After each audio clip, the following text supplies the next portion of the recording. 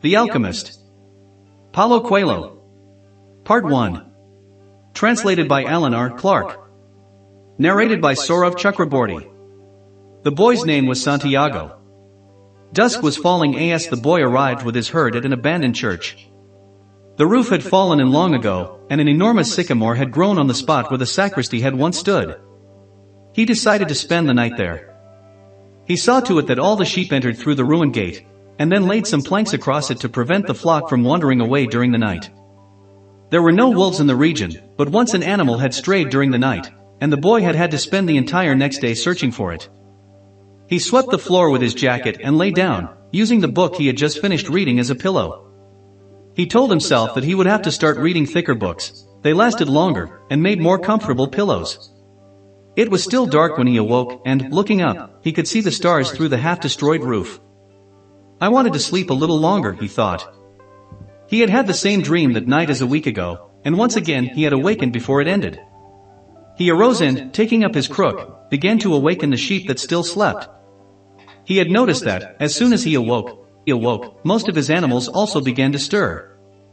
It was as if some mysterious energy bound his life to that of the sheep, with whom he had spent the past 2 years, leading them through the countryside in search of food and water. They are so used to me that they know my schedule, he muttered. Thinking about that for a moment, he realized that it could be the other way around, that it was he who had become accustomed to their schedule. But there were certain of them who took a bit longer to awaken. The boy prodded them, one by one, with his crook, calling each by name. He had always believed that the sheep were able to understand what he said. So there were times when he read them parts of his books that had made an impression on him, or when he would tell them of the loneliness or the happiness of a shepherd in the fields. Sometimes he would comment to them on the things he had seen in the villages they passed. But for the past few days he had spoken to them about only one thing, the girl, the daughter of a merchant who lived in the village they would reach in about 4 days. He had been to the village only once, the year before. The merchant was the proprietor of a dry goods shop, and he always demanded that the sheep be sheared in his presence, so that he would not be cheated. A friend had told the boy about the shop, and he had taken his sheep there. I need to sell some wool, the boy told the merchant. The shop was busy, and the man asked the shepherd to wait until the afternoon. So the boy sat on the steps of the shop and took a book from his bag. I didn't know shepherds knew how to read, said a girl's voice behind him. The girl was typical of the region of Andalusia, with flowing black hair, and eyes that vaguely recalled the Moorish conquerors. Well, usually I learn more from my sheep than from books, he answered. During the 2 hours that they talked, she told him she was the merchant's daughter and spoke of life in the village, where each day was like all the others. The shepherd told her of the Andalusian countryside, and related the news from the other towns where he had stopped. It was a pleasant change from talking to his sheep. How did you learn to read? The girl asked at one point. Like everybody learns, he said. In school. Well, if you know how to read, why are you just a shepherd? The boy mumbled an answer that allowed him to avoid responding to her question. He was sure the girl would never understand. He went on telling stories about his travels, and her bright, Moorish eyes went wide with fear and surprise. As the time passed, the boy found himself wishing that the day would never end, that her father would stay busy and keep him waiting for 3 days. He recognized that he was feeling something he had never experienced before, the desire to live in one place forever. With the girl with the raven hair, his days would never be the same again. But finally the merchant appeared, and asked the boy to shear 4 sheep. He paid for the wool, and asked the shepherd to come back the following year. And now it was only 4 days before he would be back in that same village. He was excited, and at the same time uneasy. Maybe the girl had already forgotten him. Lots of shepherds passed through, selling their wool. It doesn't matter, he said to his sheep. I know other girls in other places. But in his heart he knew that it did matter. And he knew that shepherds, like seamen and like traveling salesmen, always found a town where there was someone who could make them forget the joys of carefree wandering. The day was dawning, and the shepherd urged his sheep in the direction of the sun. They never have to make any decisions, he thought. Maybe that's why they always stay close to me. The only things that concerned the sheep were food and water. As long as the boy knew how to find the best pastures in Andalusia, they would be his friends. Yes, their days were all the same, with the seemingly endless hours between sunrise and dusk, and they had never read a book in their young lives, and didn't understand when the boy told them about the sights of the cities. They were content with just food and water, and, in exchange, they generously gave of their wool, their company, and once in a while their meat. If I became a monster today, and decided to kill them, one by one, they would become aware only after most of the flock had been slaughtered, thought the boy. They trust me, and they've forgotten how to rely on their own instincts, because I lead them to nourishment. The boy was surprised at his thoughts. Maybe the church, with the sycamore growing from within, had been haunted. It had caused him to have the same dream for a second time, and it was causing him to feel anger toward his faithful companions. He drank a bit from the wine that remained from his dinner of the night before, and he gathered his jacket closer to his body. He knew that a few hours from now, with the sun at its zenith, the heat would be so great that he would not be able to lead his flock across the fields. It was the time of day when all of Spain slept during the summer. The heat lasted until nightfall, and all that time he had to carry his jacket. But when he thought to complain about the burden of its weight, he remembered that, because he had the jacket, he had withstood the cold of the dawn. We have to be prepared for change, he thought, and he was grateful for the jacket's weight and warmth. The jacket had a purpose, and so did the boy. His purpose in life was to travel, and after 2 years of walking the Andalusian terrain, he knew all the cities of the region. He was planning, on this visit, to explain to the girl how it was that a simple shepherd knew how to read. That he had attended a seminary until he was 16. His parents had wanted him to become a priest, and thereby a source of pride for a simple farm family. They worked hard just to have food and water, like the sheep. He had studied Latin, Spanish, and theology. But ever since he had been a child, he had wanted to know the world, and this was much more important to him than knowing God and learning about man's sins. One afternoon, on a visit to his family, he had summoned up the courage to tell his father that he didn't want to become a priest. That he wanted to travel. People from all over the world have passed through this village, son, said his father. They come in search of new things, but when they leave they are basically the same people they were when they arrived. They climb the mountain to see the castle, and they wind up thinking that the past was better than what we have now. They have blonde hair or dark skin, but basically they're the same as the people who live right here. But I'd like to see the castles and the towns where they live, the boy explained. Those people, when they see our land, say that they would like to live here forever, his father continued. Well, I'd like to see their land, and see how they live, said his son. The people who come here have a lot of money to spend, so they can afford to travel, his father said. Amongst us, the only ones who travel are the shepherds. Well, then I'll be a shepherd. His father said no more. The next day, he gave his son a pouch that held 3 ancient Spanish gold coins. I found these one day in the fields. I wanted them to be a part of your inheritance. But use them to buy your flock. Take to the fields, and someday you'll learn that our countryside is the best, and our women are the most beautiful. And he gave the boy his blessing. The boy could see in his father's gaze a desire to be able, himself, to travel the world, a desire that was still alive, despite his father's having had to bury it, over dozens of years, under the burden of struggling for water to drink, food to eat, and the same place to sleep every night of his life. The horizon was tinged with red, and suddenly the sun appeared.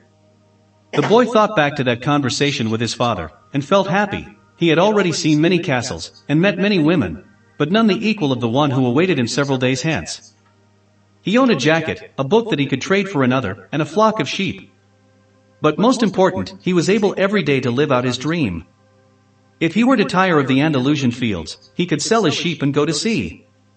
By the time he had had enough of the sea, he would already have known other cities, other women, and other chances to be happy. I couldn't have found God in the seminary, he thought, as he looked at the sunrise. Whenever he could, he sought out a new road to travel. He had never been to that ruined church before, in spite of having traveled through those parts many times. The world was huge and inexhaustible. He had only to allow his sheep to set the route for a while, and he would discover other interesting things. The problem is that they don't even realize that they're walking a new road every day. They don't see that the fields are new and the seasons change. All they think about is food and water. Maybe we're all that way, the boy mused. Even me, I haven't thought of other women since I met the merchant's daughter. Looking at the sun, he calculated that he would reach Tarifa before midday. There, he could exchange his book for a thicker one, fill his wine bottle, shave, and have a haircut. He had to prepare himself for his meeting with the girl, and he didn't want to think about the possibility that some other shepherd, with a larger flock of sheep, had arrived there before him and asked for her hand. It's the possibility of having a dream come true that makes life interesting, he thought, as he looked again at the position of the sun and hurried his pace. He had suddenly remembered that, in Tarifa, there was an old woman who interpreted dreams. The old woman led the boy to a room at the back of her house. It was separated from her living room by a curtain of colored beads. The room's furnishings consisted of a table, an image of the Sacred Heart of Jesus, and 2 chairs. The woman sat down, and told him to be seated as well. Then she took both of his hands in hers, and began quietly to pray. It sounded like a gypsy prayer. The boy had already had experience on the road with gypsies. They also traveled, but they had no flocks of sheep. People said that gypsies spent their lives tricking others. It was also said that they had a pact with the devil, and that they kidnapped children and, taking them away to their mysterious camps, made them their slaves. As a child, the boy had always been frightened to death that he would be captured by gypsies, and this childhood fear returned when the old woman took his hands in hers. But she has the Sacred Heart of Jesus there, he thought, trying to reassure himself.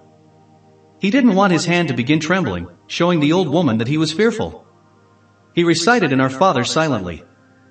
Very interesting, said the woman, never taking her eyes from the boy's hands, and then she fell silent. The boy was becoming nervous. His hands began to tremble, and the woman sensed it. He quickly pulled his hands away. I didn't come here to have you read my palm, he said, already regretting having come. He thought for a moment that it would be better to pay her fee and leave without learning a thing, that he was giving too much importance to his recurrent dream. You came so that you could learn about your dreams, said the old woman. And dreams are the language of God. When he speaks in our language, I can interpret what he has said. But if he speaks in the language of the soul, it is only you who can understand.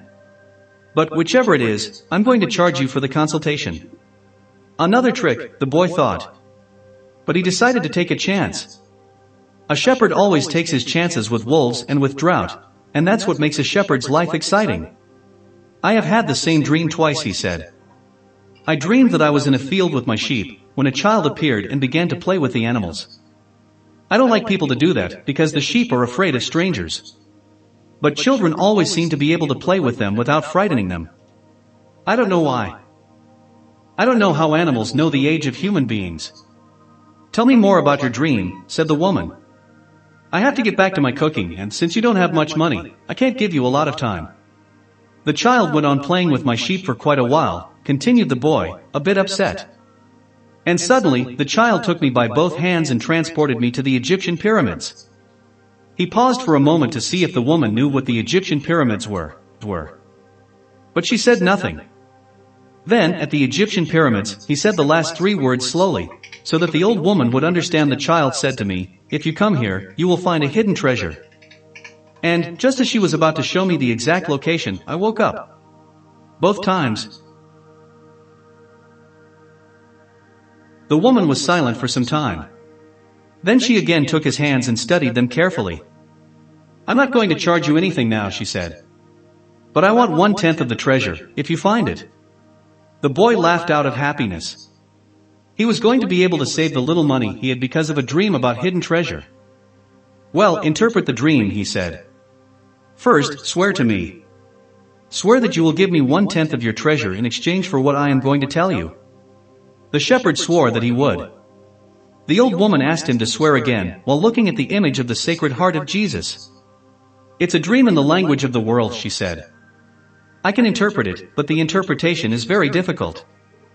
That's why I feel that I deserve a part of what you find. And this is my interpretation. You must go to the pyramids in Egypt.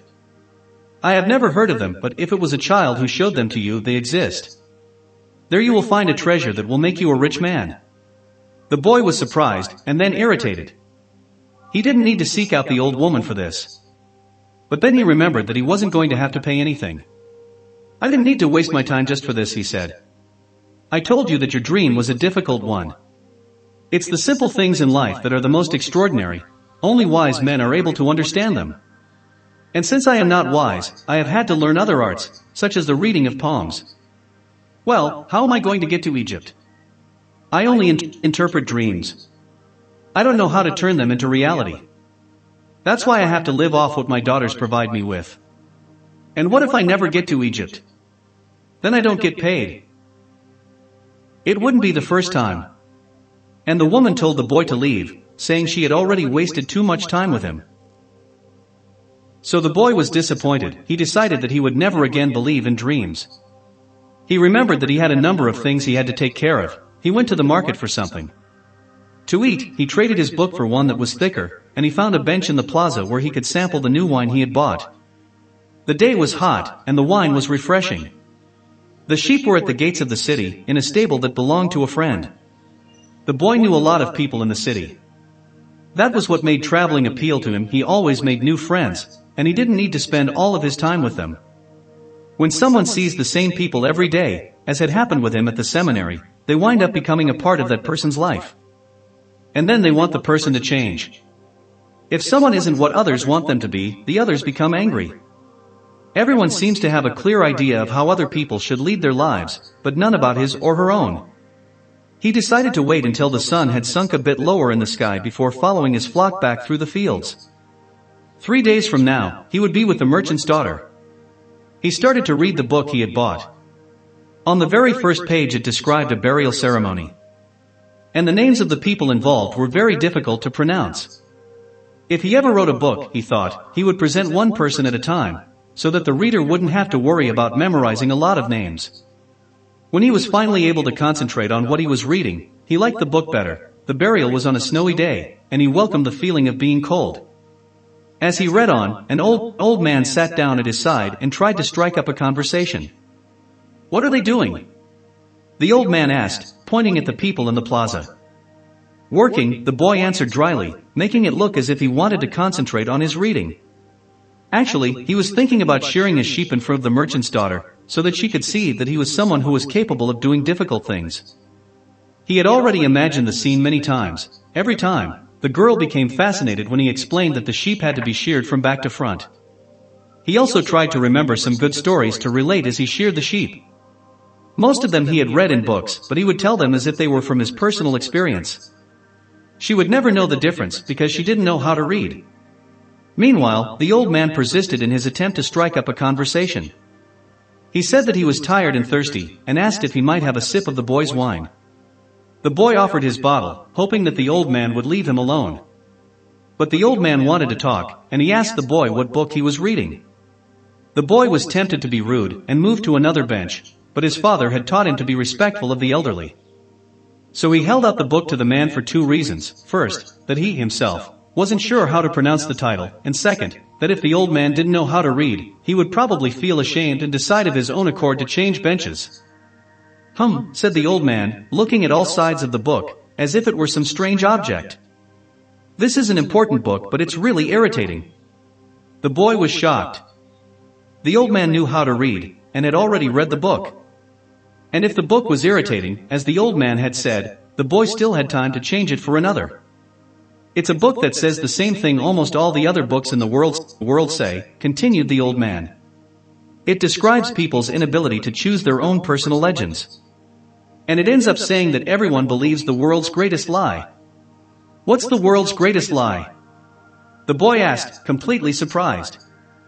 "It's this, that at a certain point in our lives, we lose control of what's happening to us, and our lives become controlled by fate. That's the world's greatest lie." "That's never happened to me," the boy said. "They wanted me to be a priest, but I decided to become a shepherd." "Much better," said the old man. "Because you really like to travel." He knew what I was thinking, the boy said to himself. The old man, meanwhile, was leafing through the book, without seeming to want to return it at all. The boy noticed that the man's clothing was strange. He looked like an Arab, which was not unusual in those parts. Africa was only a few hours from Tarifa. One had only to cross the narrow straits by boat. Arabs often appeared in the city, shopping and chanting their strange prayers several times a day. "Where are you from?" the boy asked. "From many places." "No one can be from many places," the boy said. "I'm a shepherd, and I have been to many places, but I come from only one place, from a city near an ancient castle. That's where I was born." "Well then, we could say that I was born in Salem." The boy didn't know where Salem was, but he didn't want to ask, fearing that he would appear ignorant. He looked at the people in the plaza for a while. They were coming and going, and all of them seemed to be very busy. "So, what is Salem like?" he asked, trying to get some sort of clue. "It's like it always has been." No clue yet. But he knew that Salem wasn't in Andalusia. If it were, he would already have heard of it. "And what do you do in Salem?" he insisted. "What do I do in Salem?" The old man laughed. "Well, I'm the king of Salem." People say strange things, the boy thought. Sometimes it's better to be with the sheep, who don't say anything. And better still to be alone with one's books. They tell their incredible stories at the time when you want to hear them. But when you're talking to people, they say some things that are so strange that you don't know how to continue the conversation. "My name is Melchizedek," said the old man. "How many sheep do you have?" "Enough," said the boy. He could see that the old man wanted to know more about his life. "Well then, we've got a problem. I can't help you if you feel you've got enough sheep." The boy was getting irritated. He wasn't asking for help. It was the old man who had asked for a drink of his wine, and had started the conversation. "Give me my book," the boy said. "I have to go and gather my sheep and get going." "Give me 1/10 of your sheep," said the old man, "and I'll tell you how to find the hidden treasure." The boy remembered his dream, and suddenly everything was clear to him. The old woman hadn't charged him anything, but the old man, maybe he was her husband, was going to find a way to get much more money in exchange for information about something that didn't even exist. The old man was probably a gypsy too. But before the boy could say anything, the old man leaned over, picked up a stick, and began to write in the sand of the plaza. Something bright reflected from his chest with such intensity that the boy was momentarily blinded. With a movement that was too quick for someone his age, the man covered whatever it was with his cape. When his vision returned to normal, the boy was able to read what the old man had written in the sand. There, in the sand of the plaza of that small city, the boy read the names of his father and his mother and the name of the seminary he had attended. He read the name of the merchant's daughter, which he hadn't even known, and he read things he had never told anyone. "I'm the king of Salem," the old man had said. Why would a king be talking with a shepherd? The boy asked, awed and embarrassed. For several reasons. But let's say that the most important is that you have succeeded in discovering your personal legend. The boy didn't know what a person's personal legend was. It's what you have always wanted to accomplish. Everyone, when they are young, knows what their personal legend is. At that point in their lives, everything is clear and everything is possible. They are not afraid to dream, and to yearn for everything they would like to see happen to them in their lives. But as time passes, a mysterious force begins to convince them that it will be impossible for them to realize their personal legend. None of what the old man was saying made much sense to the boy. But he wanted to know what the mysterious force was. The merchant's daughter would be impressed when he told her about that. It's a force that appears to be negative, but actually shows you how to realize your personal legend. It prepares your spirit and your will, because there is one great truth on this planet. Whoever you are, or whatever it is that you do, when you really want something, it's because that desire originated in the soul of the universe. It's your mission on Earth. Even when all you want to do is travel?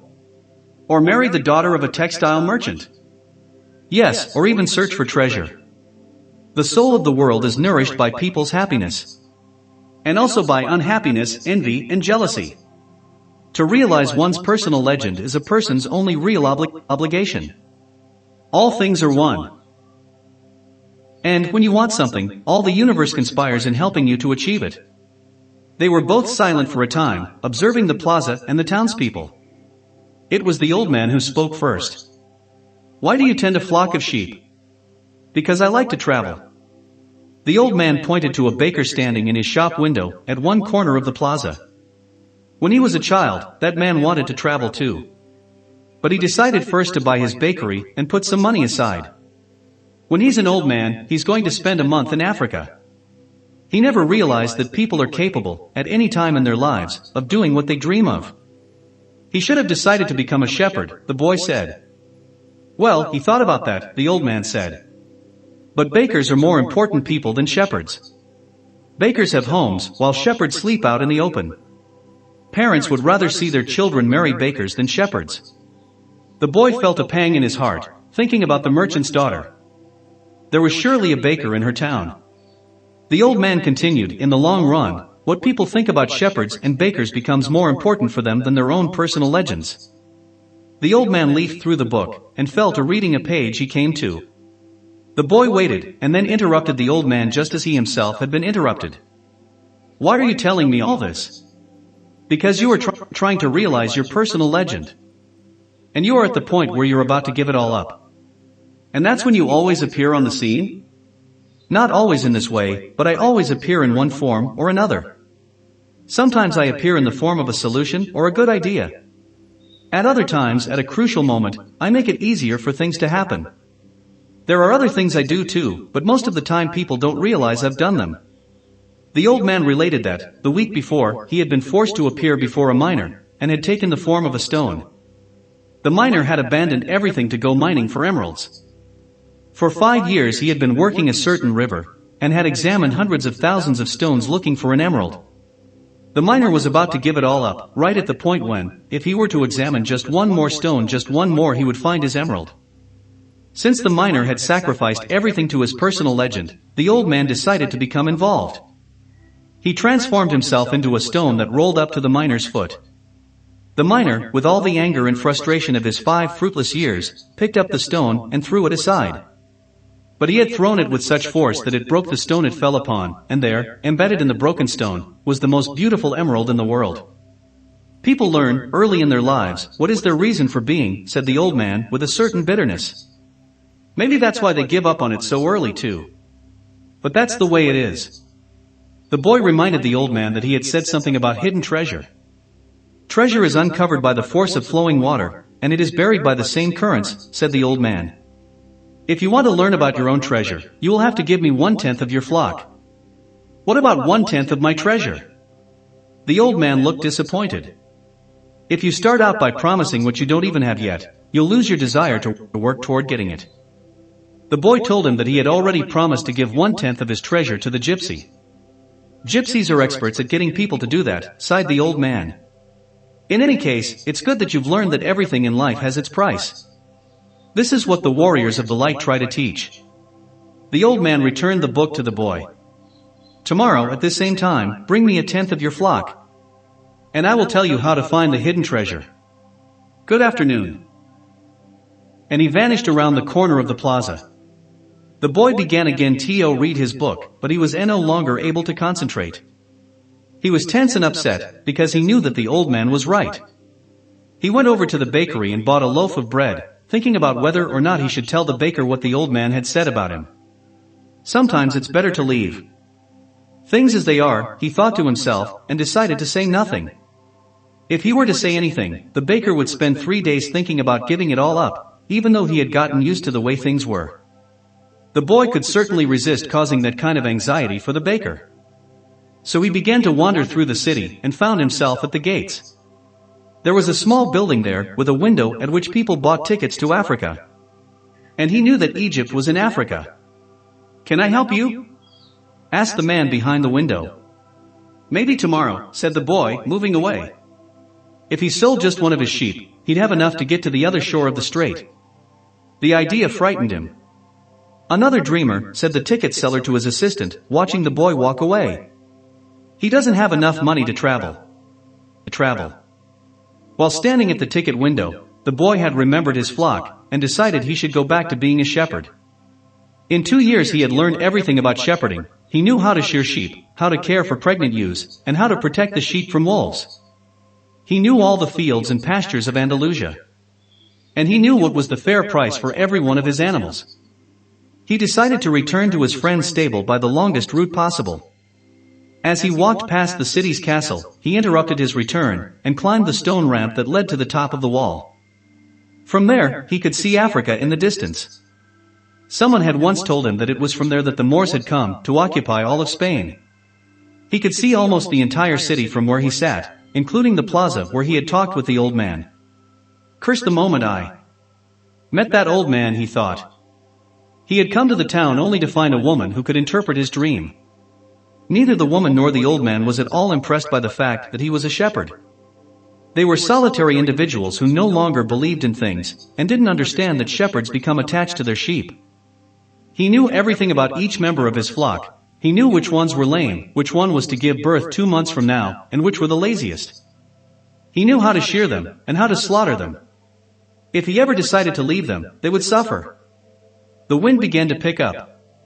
He knew that wind. People called it the Levanter because on it the Moors had come from the Levant at the eastern end of the Mediterranean. The Levanter increased in intensity. Here I am, between my flock and my treasure, the boy thought. He had to choose between something he had become accustomed to and something he wanted to have. There was also the merchant's daughter, but she wasn't as important as his flock, because she didn't depend on him. Maybe she didn't even remember him. He was sure that it made no difference to her on which day he appeared. For her, every day was the same, and when each day is the same as the next, it's because people fail to recognize the good things that happen in their lives every day that the sun rises. I left my father, my mother, and the town castle behind. They have gotten used to my being away, and so have I. The sheep will get used to my not being there too, the boy thought. From where he sat, he could observe the plaza. People continued to come and go from the baker's shop. A young couple sat on the bench where he had talked with the old man, and they kissed. That baker, he said to himself, without completing the thought. The Levanter was still getting stronger, and he felt its force on his face. That wind had brought the Moors, yes, but it had also brought the smell of the desert and of veiled women. It had brought with it the sweat and the dreams of men who had once left to search for the unknown, and for gold and adventure, and for the pyramids. The boy felt jealous of the freedom of the wind, and saw that he could have the same freedom. There was nothing to hold him back except himself. The sheep, the merchant's daughter, and the fields of Andalusia were only steps along the way to his personal legend. The next day, the boy met the old man at noon. He brought 6 sheep with him. I'm surprised, the boy said. My friend bought all the other sheep immediately. He said that he had always dreamed of being a shepherd, and that it was a good omen. That's the way it always is, said the old man. It's called the principle of favorability. When you play cards the first time, you are almost sure to win. Beginner's luck. Why is that? Because there is a force that wants you to realize your personal legend. It whets your appetite with a taste of success. Then the old man began to inspect the sheep, and he saw that one was lame. The boy explained that it wasn't important, since the sheep was the most intelligent of the flock, and produced the most wool. Where is the treasure? He asked. It's in Egypt, near the pyramids. The boy was startled. The old woman had said the same thing. But she hadn't charged him anything. In order to find the treasure, you will have to follow the omens. God has prepared a path for everyone to follow. You just have to read the omens that he left for you. Before the boy could reply, a butterfly appeared and fluttered between him and the old man. He remembered something his grandfather had once told him, that butterflies were a good omen. Like crickets and like grasshoppers, like lizards and 4-leaf clovers. That's right, said the old man, able to read the boy's thoughts. Just as your grandfather taught you. These are good omens. The old man opened his cape, and the boy was struck by what he saw. The old man wore a breastplate of heavy gold, covered with precious stones. The boy recalled the brilliance he had noticed on the previous day. He really was a king. He must be disguised to avoid encounters with thieves. Take these, said the old man, holding out a white stone, and a black stone that had been embedded at the center of the breastplate. They are called Urim and Thummim. The black signifies yes, and the white no. When you are unable to read the omens, they will help you to do so. Always ask an objective question. But, if you can, try to make your own decisions. The treasure is at the pyramids, that you already knew. But I had to insist on the payment of 6 sheep because I helped you to make your decision. The boy put the stones in his pouch. From then on, he would make his own decisions. Don't forget that everything you deal with is only one thing and nothing else. And don't forget the language of omens. And, above all, don't forget to follow your personal legend through to its conclusion. But before I go, I want to tell you a little story. A certain shopkeeper sent his son to learn about the secret of happiness from the wisest man in the world. The lad wandered through the desert for 40 days and finally came upon a beautiful castle, high atop a mountain. It was there that the wise man lived. Rather than finding a saintly man though, our hero, on entering the main room of the castle, saw a hive of activity, tradesmen came and went, people were conversing in the corners, a small orchestra was playing soft music, and there was a table covered with platters of the most delicious food in that part of the world. The wise man conversed with everyone, and the boy had to wait for 2 hours before it was his turn to be given the man's attention. The wise man listened attentively to the boy's explanation of why he had come, but told him that he didn't have time just then to explain the secret of happiness. He suggested that the boy look around the palace and return in 2 hours. "Meanwhile, I want to ask you to do something," said the wise man, handing the boy a teaspoon that held 2 drops of oil. "As you wander around, carry this spoon with you without allowing the oil to spill." The boy began climbing and descending the many stairways of the palace, keeping his eyes fixed on the spoon. After 2 hours, he returned to the room where the wise man was. "Well," asked the wise man, "did you see the Persian tapestries that are hanging in my dining hall? Did you see the garden that it took the master gardener 10 years to create? Did you notice the beautiful parchments in my library?" The boy was embarrassed and confessed that he had observed nothing. His only concern had been not to spill the oil that the wise man had entrusted to him. "Then go back and observe the marvels of my world," said the wise man. "You cannot trust a man if you don't know his house." Relieved, the boy picked up the spoon and returned to his exploration of the palace, this time observing all of the works of art on the ceilings and the walls. He saw the gardens, the mountains all around him, the beauty of the flowers, and the taste with which everything had been selected. Upon returning to the wise man, he related in detail everything he had seen. "But where are the drops of oil I entrusted to you?" asked the wise man. Looking down at the spoon he held, the boy saw that the oil was gone. "Well, there is only one piece of advice I can give you," said the wisest of wise men. "The secret of happiness is to see all the marvels of the world, and never to forget the drops of oil on the spoon." The shepherd said nothing. He had understood the story the old king had told him.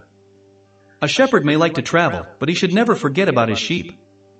The old man looked at the boy and, with his hands held together, made several strange gestures over the boy's head. Then, taking his sheep, he walked away. At the highest point in Tarifa there is an old fort, built by the Moors. From atop its walls, one can catch a glimpse of Africa. Melchizedek, the king of Salem, sat on the wall of the fort that afternoon and felt the levanter blowing in his face.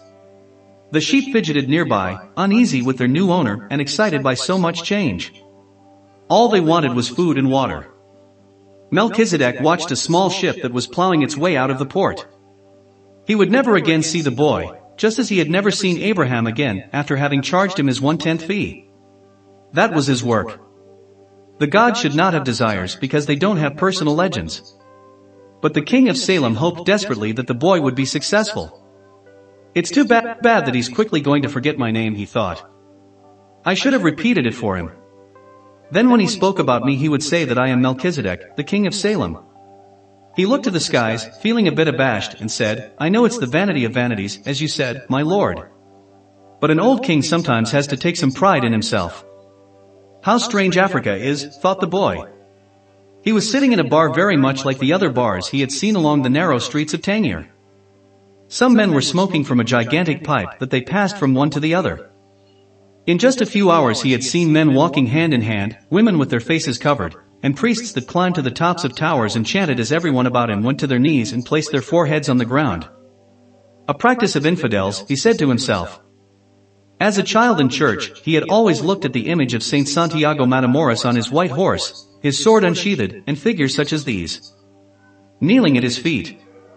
The boy felt ill and terribly alone. The infidels had an evil look about them. Besides this, in the rush of his travels he had forgotten a detail, just one detail, which could keep him from his treasure for a long time. Only Arabic was spoken in this country. The owner of the bar approached him, and the boy pointed to a drink that had been served at the next table. It turned out to be a bitter tea. The boy preferred wine. But he didn't need to worry about that right now. What he had to be concerned about was his treasure, and how he was going to go about getting it. The sale of his sheep had left him with enough money in his pouch, and the boy knew that in money there was magic. Whoever has money is never really alone. Before long, maybe in just a few days, he would be at the pyramids. An old man, with a breastplate of gold, wouldn't have lied just to acquire 6 sheep. The old man had spoken about signs and omens, and, as the boy was crossing the strait, he had thought about omens. Yes, the old man had known what he was talking about. During the time the boy had spent in the fields of Andalusia, he had become used to learning which path he should take by observing the ground and the sky. He had discovered that the presence of a certain bird meant that a snake was nearby, and that a certain shrub was a sign that there was water in the area. The sheep had taught him that. If God leads the sheep so well, he will also lead a man, he thought, and that made him feel better. The tea seemed less bitter. Who are you? He heard a voice ask him in Spanish. The boy was relieved. He was thinking about omens, and someone had appeared. How come you speak Spanish? He asked. The new arrival was a young man in Western dress, but the color of his skin suggested he was from this city. He was about the same age and height as the boy. Almost everyone here speaks Spanish. We're only 2 hours from Spain. Sit down, and let me treat you to something, said the boy. And ask for a glass of wine for me. I hate this tea. There is no wine in this country, the young man said. The religion here forbids it. The boy told him then that he needed to get to the pyramids. He almost began to tell about his treasure, but decided not to do so.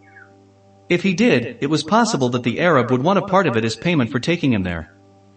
He remembered what the old man had said about offering something you didn't even have yet. I'd like you to take me there if you can. I can pay you to serve as my guide. Do you have any idea how to get there? The newcomer asked. The boy noticed that the owner of the bar stood nearby, listening attentively to their conversation. He felt uneasy at the man's presence. But he had found a guide, and didn't want to miss out on an opportunity. You have to cross the entire Sahara Desert, said the young man. And to do that, you need money. I need to know whether you have enough. The boy thought it a strange question. But he trusted in the old man, who had said that, when you really want something, the universe always conspires in your favor. He took his money from his pouch and showed it to the young man. The owner of the bar came over and looked as well. The two men exchanged some words in Arabic, and the bar owner seemed irritated. Let's get out of here, said the new arrival. He wants us to leave. The boy was relieved. He got up to pay the bill, but the owner grabbed him and began to speak to him in an angry stream of words. The boy was strong and wanted to retaliate, but he was in a foreign country. His new friend pushed the owner aside and pulled the boy outside with him. He wanted your money, he said. Tangier is not like the rest of Africa. This is a port, and every port has its thieves. The boy trusted his new friend. He had helped him out in a dangerous situation. He took out his money and counted it. We could get to the pyramids by tomorrow, said the other, taking the money. But I have to buy 2 camels. They walked together through the narrow streets of Tangier. Everywhere there were stalls with items for sale. They reached the center of a large plaza where the market was held. There were thousands of people there, arguing, selling, and buying, vegetables for sale amongst daggers, and carpets displayed alongside tobacco. But the boy never took his eye off his new friend. After all, he had all his money. He thought about asking him to give it back, but decided that would be unfriendly. He knew nothing about the customs of the strange land he was in. I'll just watch him, he said to himself. He knew he was stronger than his friend. Suddenly, there in the midst of all that confusion, he saw the most beautiful sword he had ever seen. The scabbard was embossed in silver, and the handle was black and encrusted with precious stones. The boy promised himself that, when he returned from Egypt, he would buy that sword. Ask the owner of that stall how much the sword costs, he said to his friend. Then he realized that he had been distracted for a few moments, looking at the sword. His heart squeezed, as if his chest had suddenly compressed it. He was afraid to look around, because he knew what he would find. He continued to look at the beautiful sword for a bit longer, until he summoned the courage to turn around. All around him was the market, with people coming and going, shouting and buying, and the aroma of strange foods, but nowhere could he find his new companion. The boy wanted to believe that his friend had simply become separated from him by accident. He decided to stay right there and await his return. As he waited, a priest climbed to the top of a nearby tower and began his chant. Everyone in the market fell to their knees, touched their foreheads to the ground, and took up the chant. Then, like a colony of worker ants, they dismantled their stalls and left. The sun began its departure as well. The boy watched it through its trajectory for some time, until it was hidden behind the white houses surrounding the plaza. He recalled that when the sun had risen that morning, he was on another continent, still a shepherd with 60 sheep, and looking forward to meeting with a girl.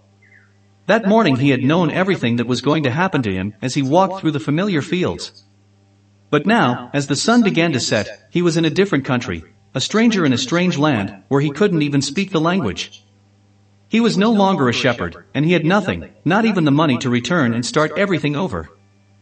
All this happened between sunrise and sunset, the boy thought. He was feeling sorry for himself and lamenting the fact that his life could have changed so suddenly and so drastically. He was so ashamed that he wanted to cry. He had never even wept in front of his own sheep. But the marketplace was empty, and he was far from home, so he wept. He wept because God was unfair, and because this was the way God repaid those who believed in their dreams. When I had my sheep, I was happy, and I made those around me happy. People saw me coming and welcomed me, he thought. But now I'm sad and alone. I'm going to become bitter and distrustful of people because one person betrayed me. I'm going to hate those who have found their treasure because I never found mine. And I'm going to hold on to what little I have, because I'm too insignificant to conquer the world. He opened his pouch to see what was left of his possessions. Maybe there was a bit left of the sandwich he had eaten on the ship. But all he found was the heavy book, his jacket, and the 2 stones the old man had given him. As he looked at the stones, he felt relieved for some reason. He had exchanged 6 sheep for 2 precious stones that had been taken from a gold breastplate. He could sell the stones and buy a return ticket. But this time I'll be smarter, the boy thought, removing them from the pouch so he could put them in his pocket. This was a port town, and the only truthful thing his friend had told him was that port towns are full of thieves. Now he understood why the owner of the bar had been so upset. He was trying to tell him not to trust that man. I'm like everyone else, I see the world in terms of what I would like to see happen, not what actually does. He ran his fingers slowly over the stones, sensing their temperature and feeling their surfaces. They were his treasure. Just handling them made him feel better. They reminded him of the old man. When you want something, all the universe conspires in helping you to achieve it, he had said. The boy was trying to understand the truth of what the old man had said. There he was in the empty marketplace, without a cent to his name, and with not a sheep to guard through the night. But the stones were proof that he had met with a king who knew of the boy's past. They're called Urim and Thummim, and they can help you to read the omens. The boy put the stones back in the pouch, and decided to do an experiment. The old man had said to ask very clear questions, and to do that, the boy had to know what he wanted. So, he asked if the old man's blessing was still with him. He took out one of the stones. It was yes. Am I going to find my treasure? He asked. He stuck his hand into the pouch, and felt around for one of the stones. As he did so, both of them pushed through a hole in the pouch, and fell to the ground. The boy had never even noticed that there was a hole in his pouch. He knelt down to find Urim and Thummim, and put them back in the pouch. But as he saw them lying there on the ground, another phrase came to his mind. Learn to recognize omens, and follow them, the old king had said. An omen. The boy smiled to himself. He picked up the 2 stones and put them back in his pouch.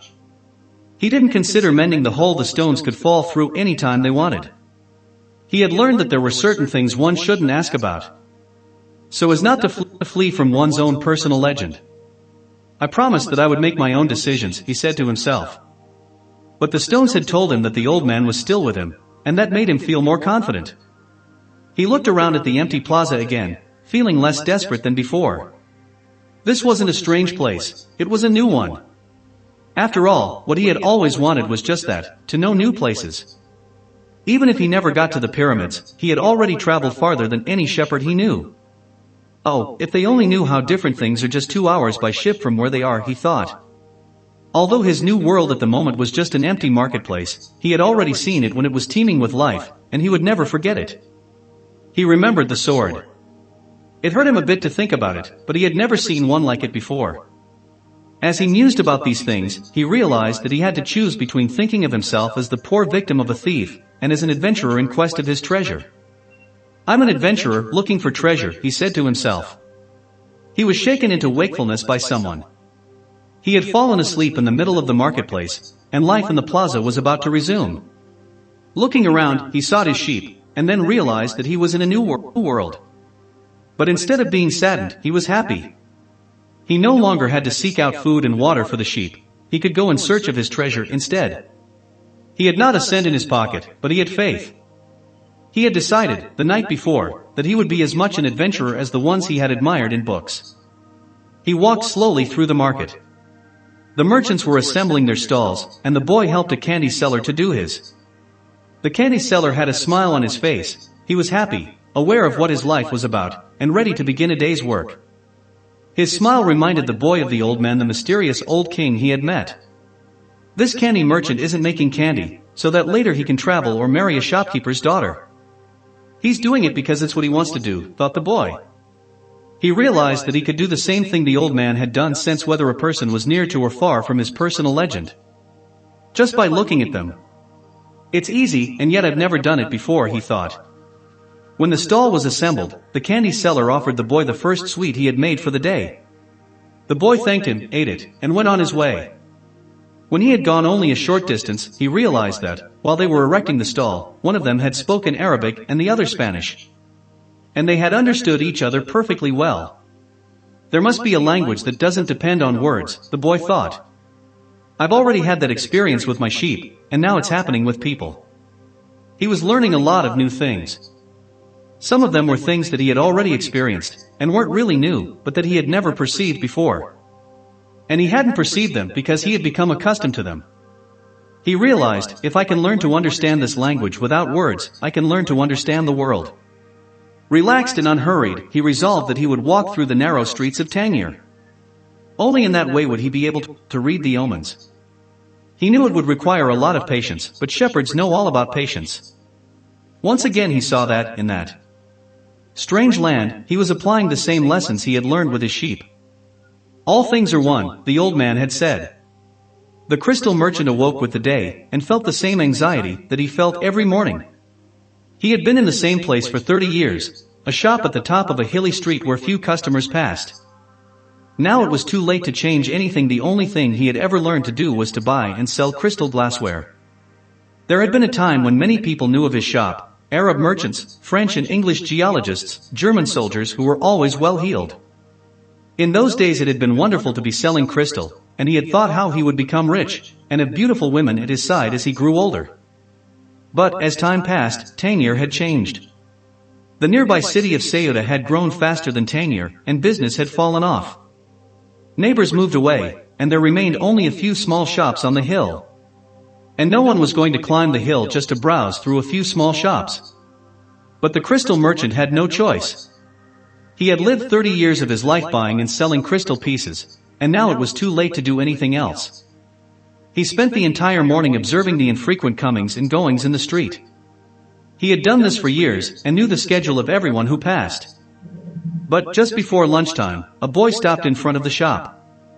He was dressed normally, but the practiced eyes of the crystal merchant could see that the boy had no money to spend. Nevertheless, the merchant decided to delay his lunch for a few minutes until the boy moved on. A card hanging in the doorway announced that several languages were spoken in the shop. The boy saw a man appear behind the counter. "I can clean up those glasses in the window, if you want," said the boy. "The way they look now, nobody is going to want to buy them." The man looked at him without responding. "In exchange, you could give me something to eat." The man still said nothing, and the boy sensed that he was going to have to make a decision. In his pouch, he had his jacket. He certainly wasn't going to need it in the desert. Taking the jacket out, he began to clean the glasses. In half an hour, he had cleaned all the glasses in the window, and, as he was doing so, 2 customers had entered the shop and bought some crystal. When he had completed the cleaning, he asked the man for something to eat. "Let's go and have some lunch," said the crystal merchant. He put a sign on the door, and they went to a small cafe nearby. As they sat down at the only table in the place, the crystal merchant laughed. "You didn't have to do any cleaning," he said. "The Quran requires me to feed a hungry person." "Well then, why did you let me do it?" the boy asked. "Because the crystal was dirty. And both you and I needed to cleanse our minds of negative thoughts." When they had eaten, the merchant turned to the boy and said, "I'd like you to work in my shop. 2 customers came in today while you were working, and that's a good omen." People talk a lot about omens, thought the shepherd. But they really don't know what they're saying.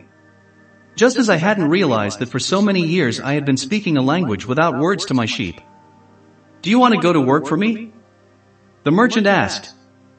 I can work for the rest of today, the boy answered. I'll work all night, until dawn, and I'll clean every piece of crystal in your shop.